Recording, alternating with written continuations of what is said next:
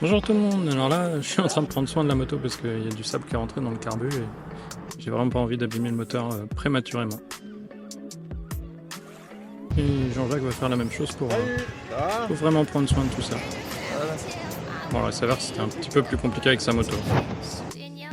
Bon alors, comment était le bivouac, monsieur? Alors, mon compagnon de cordée a fait chier hier soir pour un campement en bivouac où il voulait à tout prix aller. Moi, j'étais pas pour. Mais en fait, il a fait un super choix.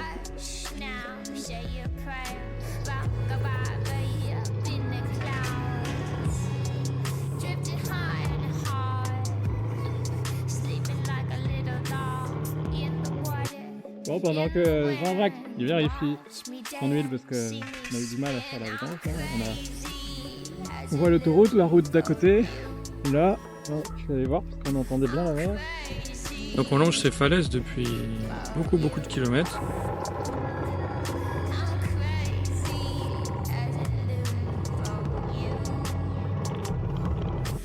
Et Ah, pas marché. en plus, il marche sur la vie. C'est ça que j'ai essayé de faire.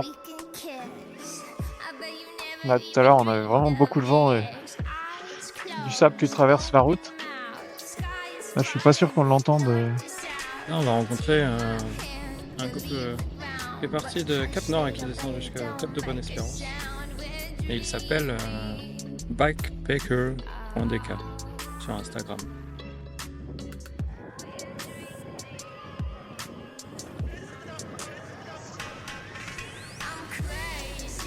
Voilà, petite pause sur le bord de la route, encore des grandes falaises et on va allonger un petit peu pour s'amuser avant de retrouver la route.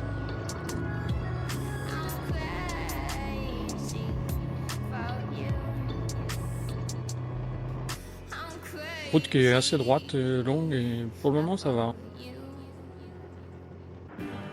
Donc on est arrivé à Darla et on est allé chez Hotman qui nous a loué son petit studio, c'était vraiment chouette et nous a proposé d'aller faire une petite balade.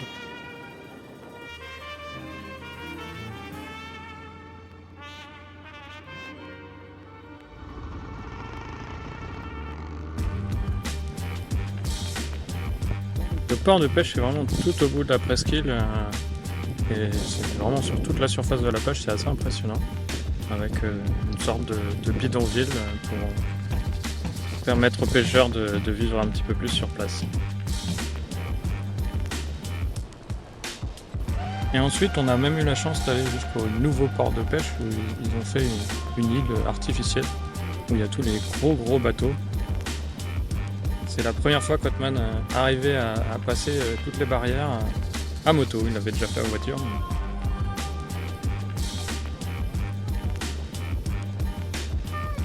Et on a une superbe idée avec Jean-Jacques, c'est-à-dire il y a tout un terrain où il y a plein d'oiseaux.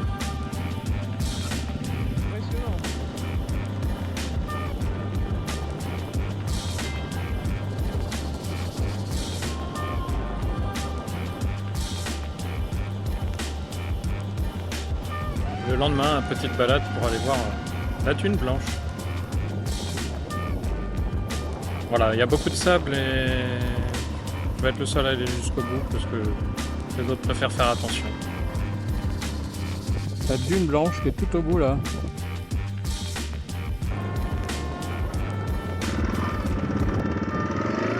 Je peux même aller encore un petit peu plus loin pour aller sur la plage. J'ai la moto qui est légère, j'ai pas les bagages et j'ai envie de m'amuser un petit peu.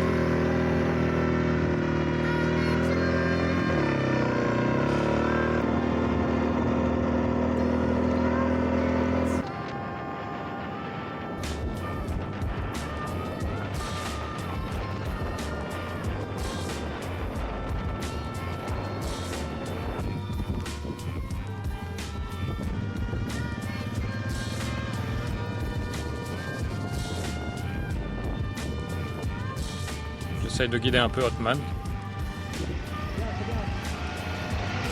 Mais bon, faut pas prendre trop de risques non plus. J'en profite pour dire un grand merci à Hotman et sa famille sa femme Latifa pour le couscous du vendredi midi qui était vraiment excellent. Les balades à moto et tout, une chouette rencontre et j'espère qu'on restera en contact. Qu'est-ce qui s'est passé? Bon, on est parti. En fait, j'ai l'impression de revivre toujours les mêmes histoires. En fait, il y a 20 ans, je suis parti de Darla. J'ai été jusqu'à la frontière mauritanienne. Et pour des raisons obscures mécaniques, j'ai dû faire demi-tour et je suis revenu à Darla où je suis resté une semaine. Là, on n'a pas été aussi loin, on a été jusqu'à la fin de la presqu'île, au début de la presqu'île plutôt. Et la dernière fois que j'ai roulé dans ces conditions-là, c'était au Pakistan, une journée, et j'ai niqué un moteur. Donc on a décidé de faire demi-tour parce qu'il y avait trop de sable, trop de vent et qu'on avait peur pour les motos.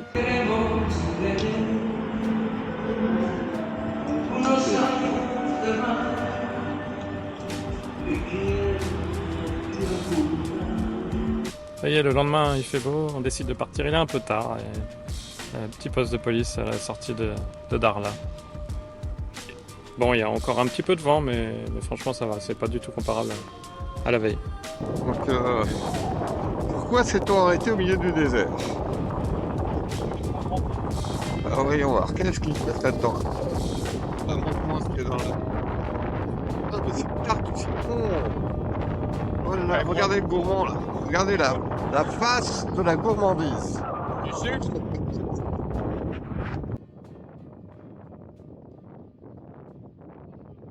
Ouais. Un paparazzi! Allez les stars! Allez, paparazzi!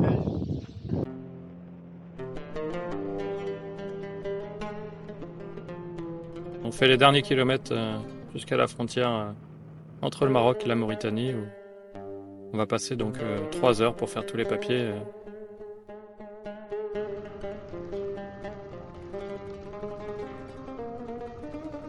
Bon, pour la Mauritanie, on avait décidé de prendre l'aide d'un facilitateur pour gérer les papiers, pour la moto et pour nous. Et vraiment, tout s'est bien passé.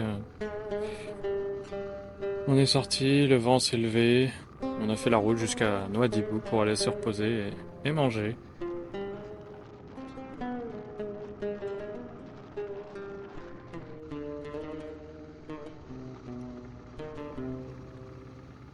On n'est pas resté très longtemps puisque le lendemain midi on est reparti direction le sud de la Mauritanie, les prochaines étapes. Donc, on apprivoise tranquillement le pays et la façon de conduire en ville en particulier.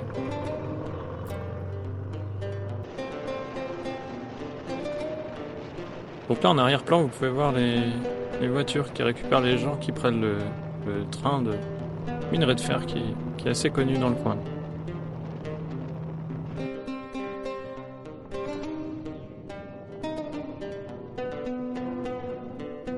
À peine sorti de Nouadhibou, on s'arrête là parce qu'il y a un spot qui a l'air vraiment chouette. Voilà, on en profite pour faire une petite balade sur la plage.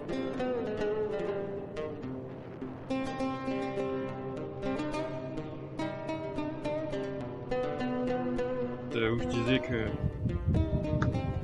on n'était pas sûr de faire le banc d'Arguin parce que on a un ami qu'on a rencontré il y a 2 jours, un Allemand qui vient de se casser l'épaule un petit peu plus loin sur le début de la piste et qui a dû rentrer d'urgence à Darla, donc ouais, ça refroidit un peu. Moi, ma moto hier, j'ai dû remettre de l'huile. J'étais au maxi à Darla et au mini ici, donc il y a un truc un peu chelou. Puis je vais vérifier. Donc, avec tout ça dans l'air, on n'est pas forcément hyper serein, donc je pense qu'on va... Et moi, il y a 20 ans, j'avais fait une très grosse gamelle dans le désert. Donc ça plus ça plus ça. Je crois qu'on va aller au Sénégal, on va profiter de la Teranga. Et ça sera mieux, quitte à revenir dans 1 mois ou dans 3 semaines en Mauritanie peut-être. Vérification des lieux. Voilà, c'est vite fait. Hein.